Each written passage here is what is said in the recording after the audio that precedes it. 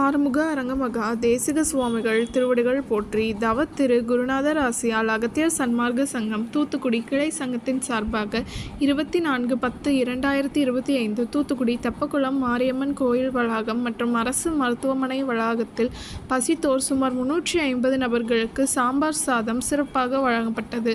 வழங்கியவர்கள் துறையூர் மகா சித்தர் ஆறுமுக அரங்கமகா தேசிக சுவாமிகள் சார்பாகவும் மற்றும் பிரபின் டிரான்ஸ்போர்ட் மேனேஜர் திரு பெருமாள் மற்றும் திருமதி சுப்புலட்சுமி ராஜேஷ். அன்னதானத்திற்கு பொருளுதவி செய்தவர்களும் தொண்டு செய்தவர்களும் அவர்கள் குடும்பத்தாரும் எல்லா வளமும் பெற்று சிறப்புடன் வாழ வேண்டுகிறோம்.